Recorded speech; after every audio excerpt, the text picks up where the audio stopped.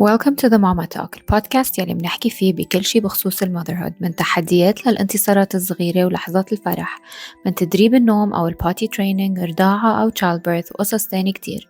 أنا اسمي كريستين زغيبتوما، your trusted parental coach، وكل أسبوع رح أقدم لكم expert advice، tips وقصص حقيقية وأفكار عملية رح تساعدكم تعيشوا مرحلة الأمومة بطريقة أسهل وأمتع. So grab your coffee, settle in, let's chat. صار وقت the Mama Talk. حلقة جديدة اليوم من ماما توك بودكاست ومعنا سارة. سارة is the founder of Bobo Rental بلبنان, and she's an expert with child safety and how to take care of our children or manage them in the safest way. So Sara is joining me today لتحكي شوي عن how we can manage child safety, what we can do to keep our children safe, and what she does at Bobo Rental as well. Sara, hello and welcome. How are you? Hi, hello, Christine. Thank you for the invitation. I'm very excited to speak with you about the kids' safety. And yeah, I'm doing well. What about you? All good. I think the kids keep every mom busy, but you're doing a great job between what you do and keeping your kids entertained and safe. So you're one of the super mamas. I'm very happy you could join us today to share with us your insights on child safety and baby safety. Before we dig in, can you just introduce yourself a little bit more so people can get to know you? Yes, sure. So hello, everyone. I'm Sara. I'm mother of two. And honestly, I think I became an expert in child and baby safety simply by being a mom. It's more than a full job, and I'm sure that all the moms understands what I'm saying right now. And it's non-stop learning experience. I've read a lot about kids, but nothing compares to hands-on experience. I've read and studied a lot about kids, but nothing compares to hands-on experience. You can read a lot, you can study a lot, but until you actually spend time with children, you will not fully understand them. Like every child is different, and as a mom, you constantly have to adapt and switch between their unique needs. Absolutely. So beyond every experienced mom, I also co-founded Bobo Rental with my best friends. It's the first baby gear company in Lebanon, and I'm incredibly proud of that. The idea came from my own struggles while traveling with kids. You know, you always have to pack a lot. It's the amount of the things that you need to take with you. It's Endless. You feel like you're packing yes. an entire house. Yes, exactly. So I want to make it very easy and simple for parents, hassle-free. Whenever they reach Lebanon, I am ready there with the baby gear, with the car seats, with cribs, with high chairs. So they don't need to worry about it. They already have a lot of things before they travel. So I want to make it easier for them. So that was my idea, because the parenting is hard enough. So why not make it a little easier, right? Yeah, absolutely. I agree. I mean, we will get to talk about Bobo Rental in a bit. And I will share also my personal experience. I mean, that's how we also met. So I am someone to vouch very strongly for Bobo Rental. So to dig in and to start with our safety topic, what are the most common safety concerns parents have these days towards babies and toddlers equally, not just babies? So I will start from my work experience. Like the biggest concerns for parents is about cleanliness. Like every question I'm receiving is about how do I sanitize, how do I wash the baby gear, if it's clean, and if it's sterilized. So like I can say this is the biggest concern if it comes about my work. And I totally understand. Everybody takes care of the hygiene, especially that we went through the COVID, like Everyone almost now 5 years ago. yeah. Yeah, it's been already 5 years. It's crazy how the time is flying. So I totally understand it. But I find there is something more critical, and yet almost nobody is asking about it. It's how to use properly a car seat, how to fasten the seat belts, And I think this subject, it's often overlooked, you know. I agree, especially with car seats, and especially when they become Yes, toddlers as well, because they know how to slide their hand out and in, and they can move around and they can play with the buckles and everything. I think car seats are they're overlooked. I agree. Especially we are also as parents, we are so excited to move our kids from backward facing to forward facing. But when is the right time? We always run at 6 months, but with research, you see that maybe 6 months is too early. What do you think about that? yes, it's way too early. Like the studies show that the best is to keep the rear facing until 2 years old. Okay, and So why when so? Do you know why so? because when there is the accident and the power of the impact is huge and it's too strong for baby because their spines and their neck and head, it's not stable at all, you know. We are old. It's more with Softer, yeah. So with kids sitting rear facing, literally we are serving their lives, because once the impact is very strong and the kids is forward facing, the They spine can from crack their neck. it can disconnect. So it means the child is dead. So literally it means the child is dead. So that's why That's we should keep instant death. them rear facing as long as possible. And seriously, even the fact that they are touching with their feet to the seat, it's not a sign that we should turn them. You know, this is not the sign. We shouldn't do it. Let's keep them as long as possible, because we are literally saving their lives. When I was buying a car seat in Lebanon, the guy told me, you can put your baby forward facing very fast when he's 6 months. And I told him, no, it's not true. We should keep kids rear facing as long as possible. And he told me, like, no, you are coming from Europe, you are driving very fast there. Here in Lebanon, we don't drive fast. But the studies show that even if you are driving 50 kilometers per hour, It's it still makes fast. It's huge fast enough to difference. cause damage Yes, afterward. exactly. It's fast enough, and especially for such a small baby, when the spine and the bones are They're still still very developing. flexible. Yes, and still developing. So I think this the car seat issue is really overlooked. The hygiene is very important, but the safety is even more important. So yeah, But why we do should let. companies then create those car seats with forward facing if they're still unsafe for children to use? I mean, why are they available on the markets and why do we find them everywhere? Especially You that a lot of companies, they do promote that they look like, I mean, their number one priority is child safety, regardless of age, obviously. So they talk about their car seats and their gear as being child safe, and you can put your child in this position or that position. But why are they available on the market if they still create a possibility of an injury for a kid and are not safe enough? like, honestly, I don't know why they are showing it and they are marketing it, because I'm basing on the ADAC test. This is the German studies, and they showed how children react on the impacts. So seriously, the best way is to keep them rear facing as long as possible. And honestly, I don't know which companies, because I've never met the situation where they show that the very little kids, like 6 months, they should drive forward facing. Okay. Do you know any brands that they I show don't it like want that? to name and shame, but yeah, Okay. I've seen a few, and it's actually mind-boggling. I mean, I was one of the parents as well, with especially with my first child. You're so excited. You want to reach milestones quickly. You want them to walk, talk, sit in the first car seat, sit in the second car seat, and you want them to do everything, all the shenanigans, right?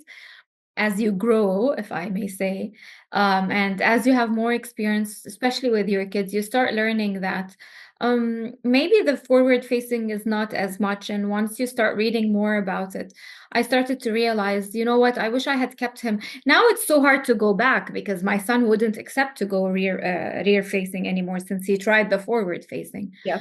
But I keep saying I wish we had enough time of we've put him for long enough as rear facing, because I can see the damage, not just in case of an accident, God forbid, but just everything all in all in general. And I do agree with you. It's such an overlooked topic. And when we go to stores and we talk to the salespeople, for some reason, it's so weird for me. For some reason, we just believe what they tell us, and we think they are the experts just because they're selling that product. So we believe whatever they tell us, and mind you, they are just reading off a catalog or whatever they were told, and they're just trying to sell something for their commission at the end of the day. So I think it's really important what you just said, and I think parents should do their own research, dig in for the information to find out whether this is a necessity or it's just a luxury they want to do and practice with their kids. Absolutely. So Yeah. before we dig in, I mean, we jump start right away into the hardcore stuff and the scary stuff, but I wanted to talk a little bit about child-proofing your house and how could you baby-proof your house. What are the 3 or child-proofing tips you could give? Okay, so like this question is like a broad topic that we could honestly dedicate an entire podcast. But since I have to narrow it down to 3 most important baby proving tips, I would start with get a valid passport for your child. I know this is not what you expected me to I agree. hear. I was shocked. Yeah, but for me, this is the number 1 for safety, to have a valid documents for your child. And I think it's super, super important nowadays. We are living in the very fast changing world, and having a valid passport gives me peace of mind. So I would say it that this is number 1 for me when it comes about the safety. Okay. Second thing, of course, it's to protect all areas where a baby can fall. Like, I'm sure this is nothing new that I'm saying for parents, that we need to always pre-think and predict where the child might hit or fall. So the best what we can do is to protect, for example, the sharp corners with the special silicone blockers, or the dangerous places, like, for example, kitchen or the toilet. And since we need to divide it by the newborn, because the newborn will not hit, because they don't move at all. They don't move. So for example, for the newborns, the most important place that we need to secure is, for example, the crib, the bed. We remove all the blankets, the toys, the plush toys, because such a small baby will not be able to remove anything from their faces. So if anything will fall on their face, they can suffocate. Yeah. Yes, they can suffocate. So for the newborn, I think this is the most important, that we will I agree. take care. It's something I always talk about when I'm sleep training or sleep preparing parents for a newborn, and they just get so not annoyed, but they get so surprised. Like, why? It's a nice blanket, it's a nice plush toy, and especially those barriers that they put around the crib. Those are a nightmare, and everyone puts them because they're so cute. You can get them in different colors and braided and I don't know what. And I have a lot of parents, they think I'm being a little bit irrational, but quite frankly, it's such a huge hazard for infants and newborns. I mean, even up to the age of 6-7 months, I don't think those are necessary in a baby's crib. Yeah, exactly. It's like put them just to take a picture and then remove them all. They really don't need to be there. The baby doesn't care at all what is next to him, but we need to secure his safety. So this is very important, that the baby is alone in the crib or in your bed. Yeah, true. Yeah. If we want to talk a little bit about choosing the right stroller, right? What are your tips on how to choose the right stroller? I know, again, with our first child, we went on a huge project of research and shopping and trying and choosing different material. And then, quite frankly, we ended up buying one of the most expensive strollers.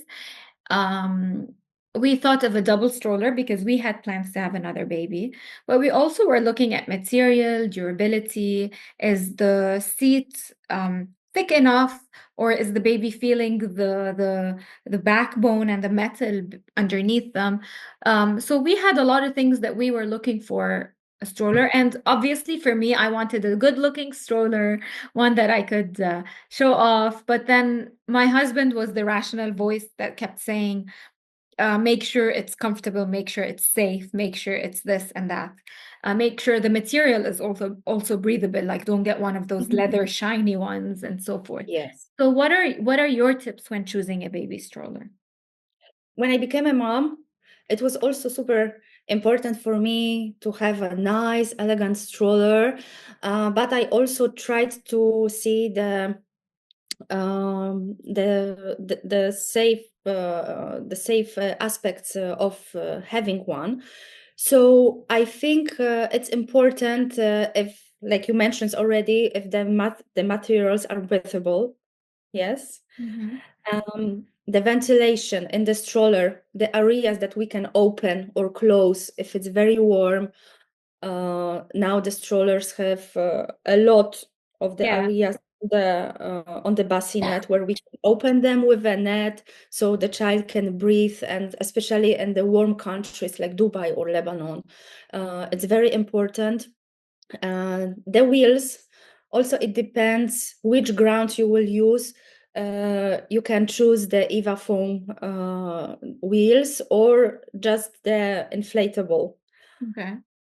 So it depends, like the ground that you will use it on. So just to make it more comfortable for baby. So they feel less of what's happening, right? So it remains stable. Yes. And yeah, I think like this is the most important things. But from the other hand, I want to highlight it that it's important not to change the bassinet too fast for the sitting stroller. Also, like you already mentioned, we always want to make it faster, like to complete the milestones and like, okay, the baby is sitting, let's put the sitting position. Let's wait until the baby is able to sit alone, for example, like 8-9 months, and then we change for the sitting position for the baby. Or when he will start sitting, we will see it. So the bassinet is not safe anymore because he might sit, he might fall. So then we change it, but let's not do it before just because we are in a rush. Just because they're 6 months old, Yeah. Okay, makes sense as well. True. I Yeah. mean, I think that's one of the biggest mistakes we all do as parents, especially with the first child. Yes. We're in a hurry. We want to reach milestones. We have that chart. It's online. It's everywhere. Everyone has a copy of it, and everyone goes through that milestone chart, and they think, okay, now it's 6 months. They need to sit. Now it's 6 months. Yes. Even with feeding now, you see kids feeding at 4 months, when they're not really ready because they still can't sit up and they can't do the 90-90-90, which also is a hazard. But it's mind-boggling a lot, and it confuses me because we see that pediatricians are asking parents to feed at 4 months when you expect them to know better and tell them they shouldn't feed before 6, especially a breastfed baby. A breastfed baby doesn't even need food before a year. They're taking all their nutrients, but we do that to avoid creating other things in their life moving forward. So yeah, I agree with you. I also noticed that, for example, people are putting kids in the sitting position for the picture while the baby is not sitting. You know, when you are putting a lot of pillows next to you, it's not good for babies, for their spine. Since they are not able to sit alone, let's not put them in this position. Yeah, exactly. We create other problems. Healthy. Yeah, and I know that everybody wants to make their child like, look how fast he's developing. My child is sitting 6 months. A lot of parents, especially in our Arab world, right? They think if I do this, if my child reaches milestones faster, then I have a smarter child. Yes, exactly. But it's not how it's working. And usually we are learning this with the second child. With the first child, we still don't know how it works. Like, seriously, we don't know. But with the second child, we know that, okay, we need to focus on the theory, but we need to observe our child and how he's developing. So more important to focus on the child because every child is different. And they don't have to stick to the theory that at 6 months he needs to sit, at 8 months he needs to eat. You know, like I agree. we need to adapt to the situation. Yeah, and we also have to understand hugely that every child is different and every child needs are different. So we cannot just take one rule for all and go through that in life. It's hard when you do that. If we want to move outdoor a bit with kids, right? And let's say in the park, on the beach, in nurseries, what are some of the safety recommendations you have for parents? Okay, so I would start with very, very simple thing, like to bring with you wet wipes or sanitizers. I know that kids touch everything, they even licks everything. Yeah. I'm not kidding right now. Yeah. And I'm not talking about it that we should clean their hands every 5 minutes. It's good to have wet wipes or hand sanitizer. So this is my number one that I would go with. The second one is that we will speak in a bit about reducing our phone time. And another habit that I have, especially when I'm going to the indoor spaces, that I'm just checking the emergency exits. I'm not saying to go extreme that I need to memorize all the way or the escape way, but just to look around you and just in case like there is a fire or something, if you can jump from the window or which stairs you can use in case you cannot use the elevator. So like I'm doing it whenever I'm going out with my kids, and this became really, really my habit. Even if I'm without my kids, I always look how can I escape if something happens. Yeah, so this is my number 3. And I also think that it's important to pay attention how we are dressing our kids, because parents usually have this tend to overdressing kids, like But some also underdress them, I have to say. Sometimes I'm surprised because you see some kids sometimes that are extremely underdressed as well. Yes, that's also a truth.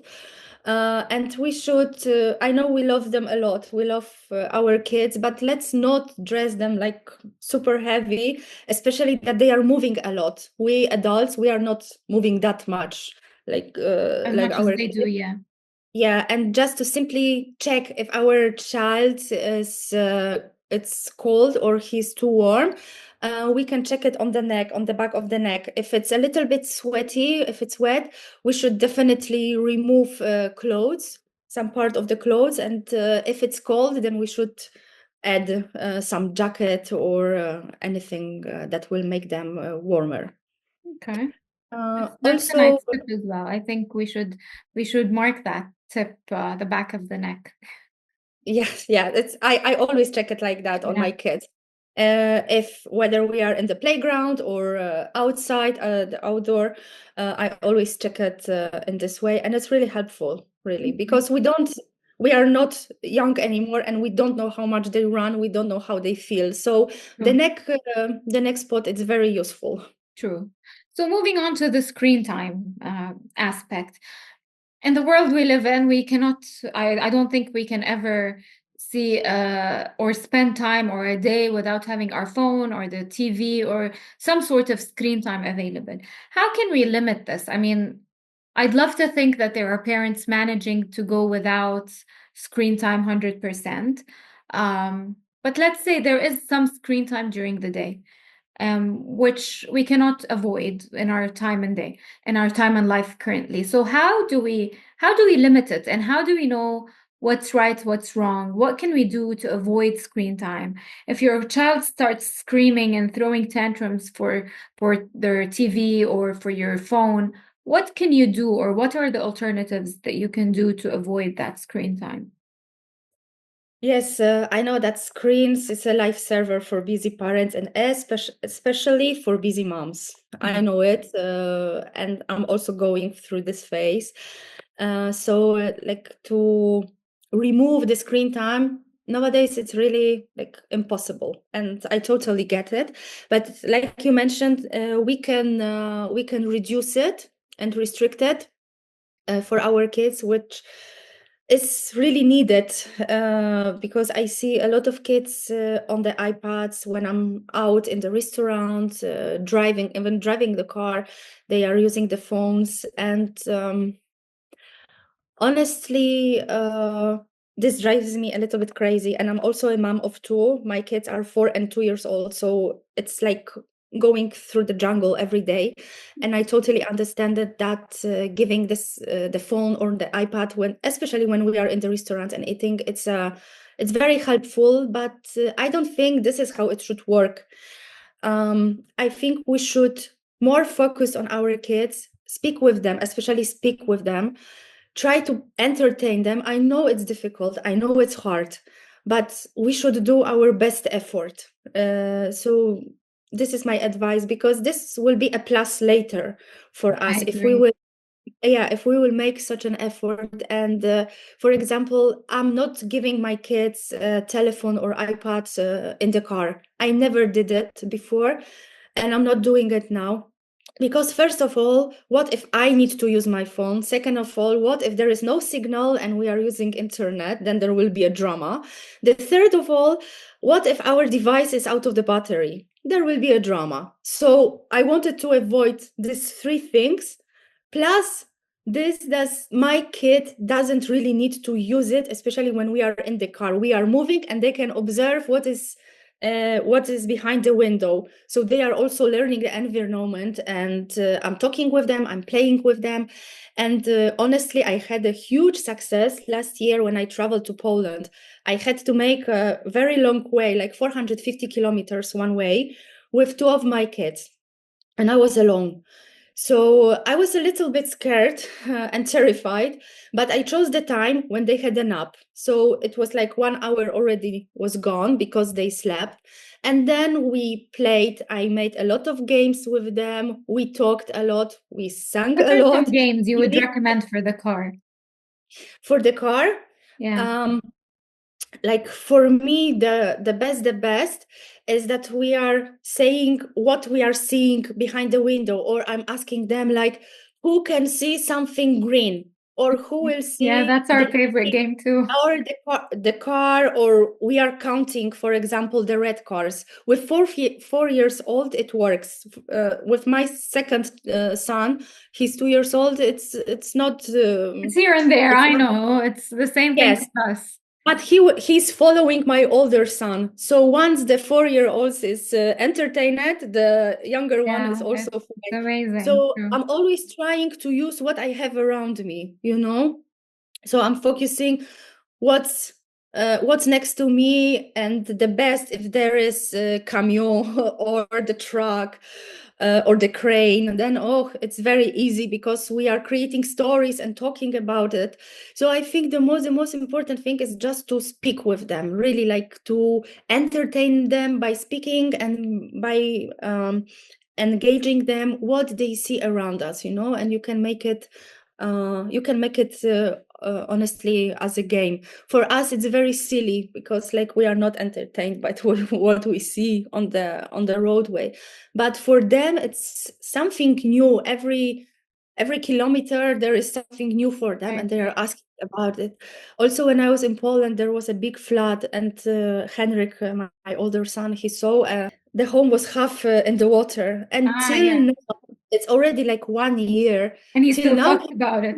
about this house in the water, you know. So like the environment around us, it's really interesting for them.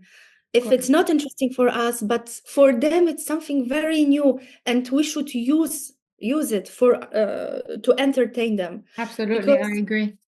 Because we know it. For us it's nothing, but for them it's something super new, and they will be really happy to see you, that you are involved in this talk with them. So yeah, I think I think agree. that's It comes from firsthand experience as well with us, because with our son, It was harder because when I was pregnant and I left my son with my family, and then even when we travel back to Beirut and when he's with his grandparents, it's hard to control other people and ask them to turn off the TV, right? So the television was Yes. there, and we could see that he wanted more every day, and if it was off, he wants it on, and even if he is not watching, but he wants to know that it's on and the sound is on and he can hear it all the time, and it becomes a bit frustrating because sometimes at home, like with my husband and I, we don't turn on the TV at all unless the kids are sleeping.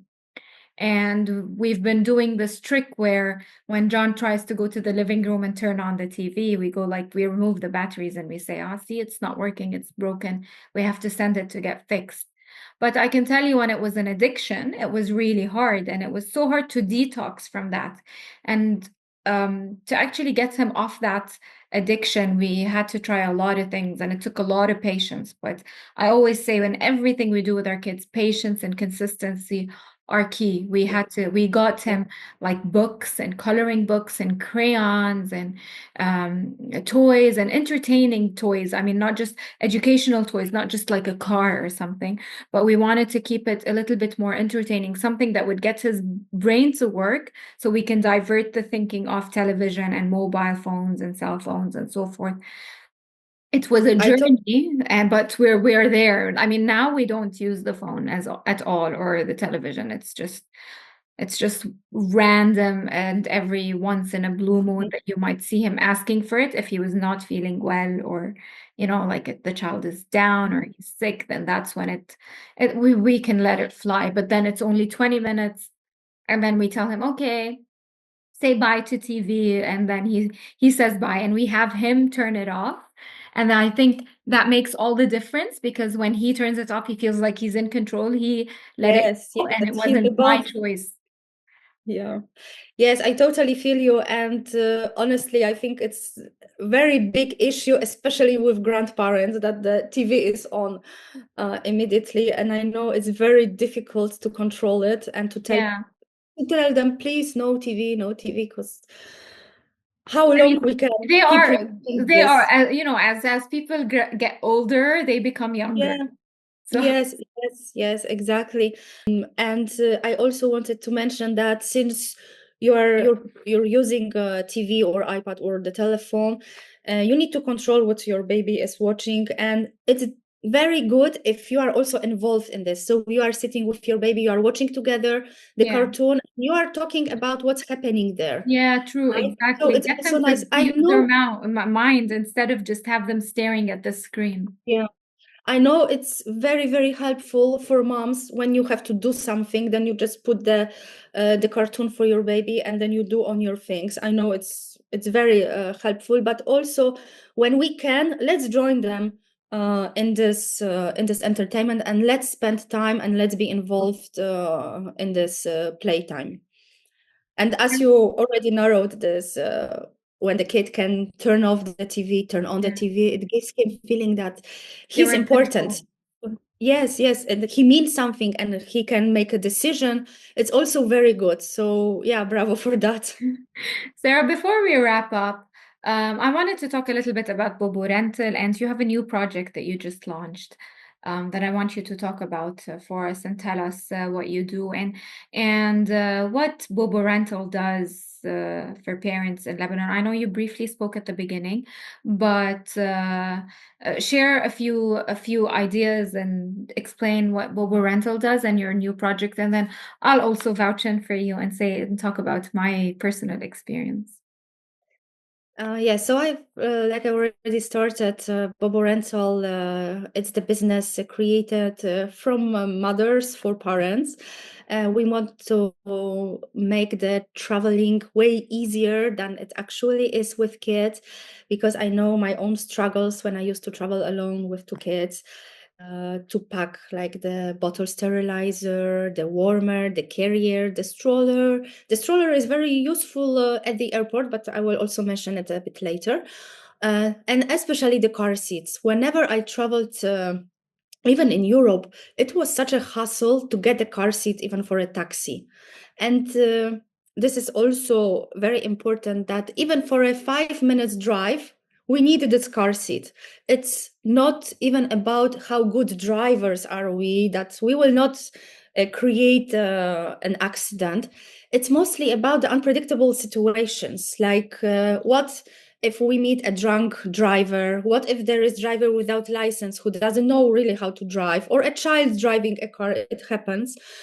Or just simply the animal who will run into our road, then we can create an accident. So please don't think that, oh, it's just a 5 minutes drive and a very small village village place. You never know So what's nothing going to come up. happen, because really it's like just 2 minutes to put your child to buckle the seatbelt and to drive. So let's not risk their lives just to save this 2 minutes and think like it's just the 5 minutes drive, nothing will happen.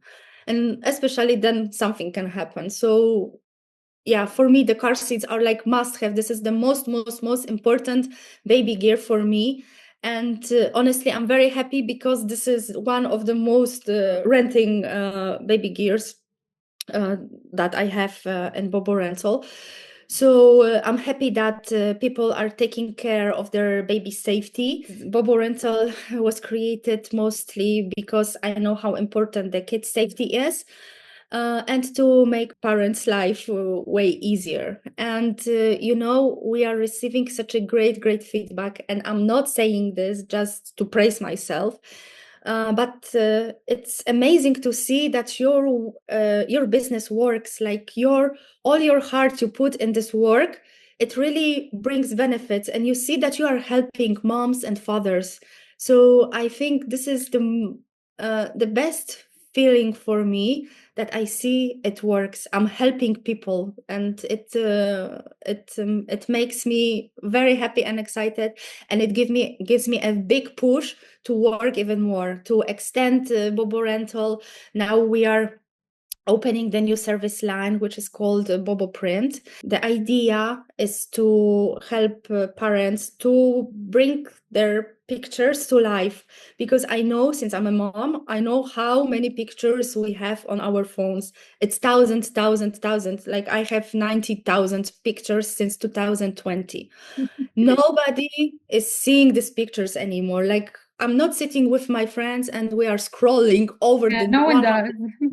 Yeah, it's very useless. The pictures are stuck in your phone and nobody sees them anymore.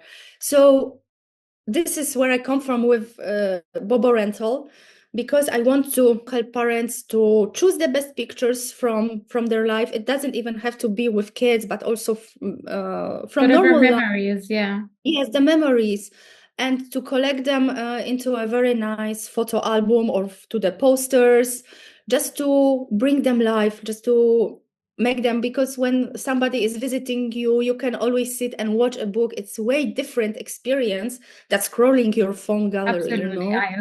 I agree. Yes. So, and I have a lot of ideas in my head also how to extend Bobo Rental, for example, for people who are much older, the seniors who might also need equipment. So yeah, there is a lot of Oh, that's ideas. so nice. I'm so proud Yeah. of you. No, I have to say, we met when I was looking to rent baby gear. It was, I mean, we travel a lot, and it started when John was still extremely young. He was, I think, 3 months when I spoke to you the first time. He's now 2 years and 3 months. So that's 2 years of you and I in each other's lives. And I have to say, it was the smoothest experience. I mean, when you're traveling, it's one thing to pack everything, but it's also another thing because you have to, obviously, the car seat, or your not your cabin friendly stroller, but your regular stroller. All of these go through a different luggage belt, so you have to go put them in the excess luggage belts and get them through different screenings, and then go pick them up from a different belt as well on arrival. And it's just such a mess. And sometimes you receive them in one piece, and sometimes they're broken because of airport handling and so forth. And quite frankly, it's a hassle people can avoid. In the States, you have rental services like yourself, and it makes it a little bit easier, but it's not as common in our area in the Middle East. And when I found your services, I was so happy. You were so fast to answer. You were so fast to deliver. The gear was there before us, and we've had high chairs, car seats, bouncers. I think we've used almost everything with you, and we love what you do. And I can vouch for the hygiene. They're super spot on. You think they're brand new every single time. And you're part of our travel family now, Sarah. So absolutely, if you haven't tried Bobo Rental now, if you're heading to Lebanon, whether you're a resident, citizen, or just going on vacation, I think you should hit up Sarah and speak to her and see what she has. She's very flexible, deliveries door to door, whether you'd like her to meet you at the airport or at your house or anywhere you want.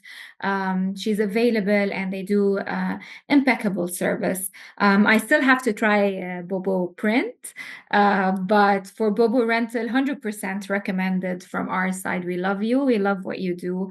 To wrap up, Sarah, and to end this episode, what's your advice to parents in terms of baby safety and child safety? Yes, firstly, I wanted to say thank you. Thank you for such a kind words. And I'm very, very happy that I am part of your family, of your traveling family, and I'm happy that I can make it easier for you Oh, and thank for you. every single parent. It's really very motivating me.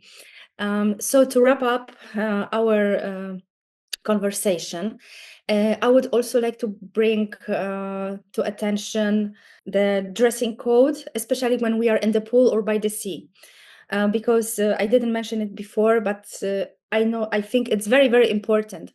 Please, parents, when we are going to the pool or anywhere where is the water, let's choose the swimsuits for our kids that are bright, that are colorful, like let's try to not choose colors like light blue, white, because then if our child is under the water, we cannot spot him. So like bright colors like red, yellow, green, this is very, very helpful, and we can easily spot our child when he's in the water. We can see, You can find them right away. So this is very important. To choose the good colors, because I know it's very trendy now to have pastel colors, to have very light colors. It's super nice, but let's also think about the safety, or at least let's add some accessories in the very strong color, so we can see our child. And also let's be careful a lot about the batteries, because I know this is a hassle for parents, and this is very, very dangerous thing.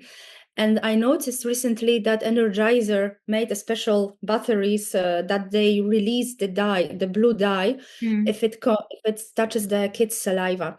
So this is very helpful for parents to see if the child had a contact with batteries. So let's. But let me point out, this is by no means a sponsored episode by Energizer. We're just pointing out. I wish. Yes, because I recently seen the advertisement from them, and I thought about it, that it will be good to bring it to give this. Absolutely, it is, and I love that brands who are not baby brands are also thinking of baby safety and what they can do for our families.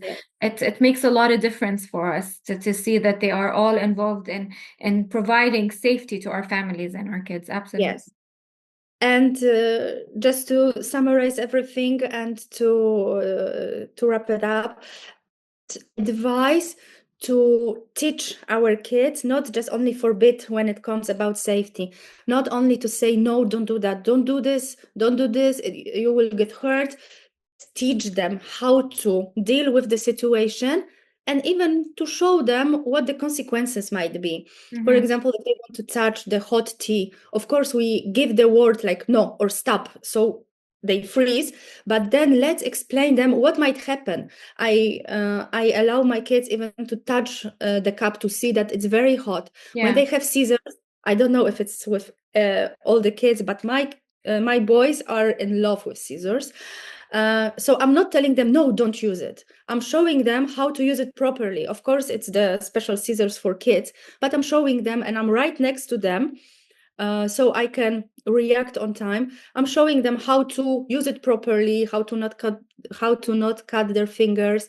So I think this is also very important to teach them how to deal with the situation, not only forbid, because this is how kids will learn. Okay, they will not learn from just hearing, no, don't do it, don't do it. No, this is not how their brain works.